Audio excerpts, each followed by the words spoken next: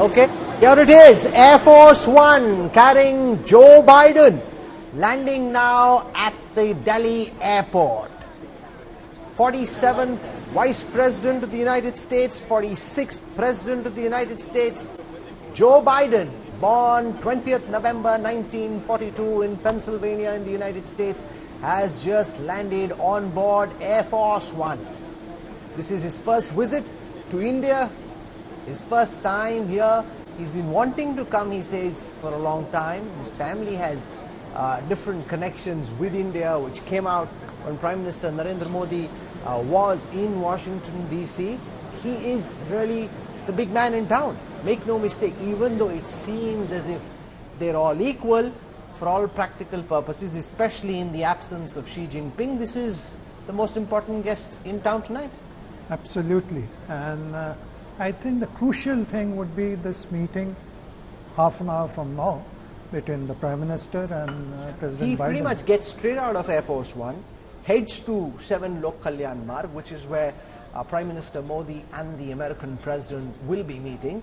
And it's interesting that he's come despite having a COVID scare. He's fine. He tested positive. There was concern, especially given his age and health, about whether he'll be able to travel. But India is important, G20 is important, this relationship is important, and here is Joe Biden. Well, absolutely. And I think that gives us a clue as to what shape the talks this evening might take place.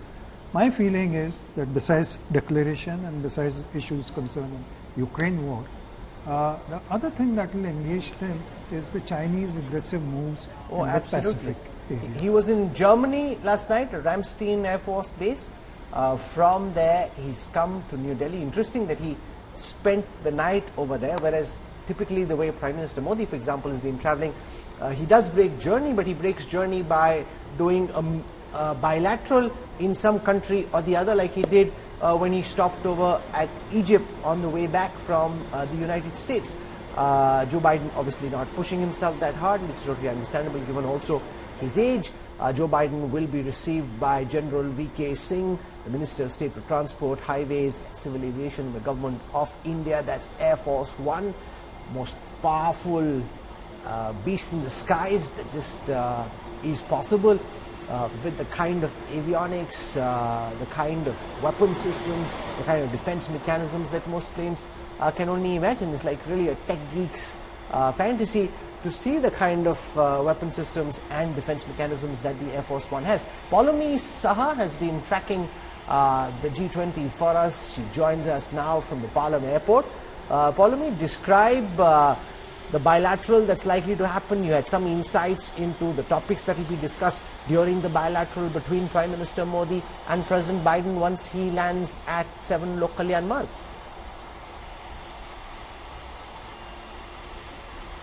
Well, Rahul, I am at the Bharat Mandapam right now, where, of course, the G20 Summit is to take place over the next 2 days. And, of course, as you're telling our viewers and the pictures, we're beaming to our viewers live right now. President Joe Biden has, in fact, landed in New Delhi. He will be headed straight from the airport, from the Palam Technical Air Base to 7 Lok Kalyan Marg, the Prime Minister's residence, where he will be, in fact, holding that bilateral meeting with Prime Minister Modi. A break from protocol over there. That the Prime Minister is hosting leaders of Mauritius, Bangladesh and now the United States at his residence. Usually we've seen bilateral meetings that take place at Hyderabad House. Up until last night, in fact, Rahul, there was a lot of confusion as to whether the bilateral meetings, at least for today, were scheduled to take place.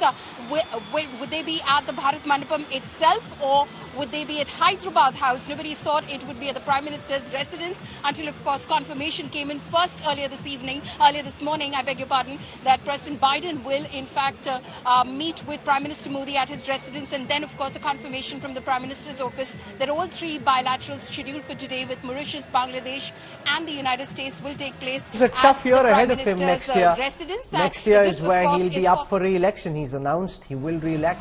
Poll went out in CNN just over the last few hours, which shows not very high popularity ratings for the American president back home. So he will have, Ajit Dogra, some concerns around all the domestic politics, the fact that he could be up against Donald Trump once again. Donald Trump, despite all the indictment charges he faces, still very much in the race. not only in the race, but he is the front runner, Donald Trump. And given his aggressive style, I think he will only improve his margin. So Biden also has health worries, which come out fairly clearly in his public appearances sometimes. So Biden would be watching this India trip in many ways. One, he would want a success out of his talks with the Prime Minister, certainly. He would also want some kind of a, if not a consensus document, some kind of victory by the West over Russia, China combined in whatever statement comes out of this summit. The third thing is that American economy, despite all the news, positive news which comes out in such occasions, is not in the best of health. So Biden is keen that somehow he's seen to be as a leader of the world, and one of the ways he wants to do that is to reduce China's influence in world bodies like the World Bank.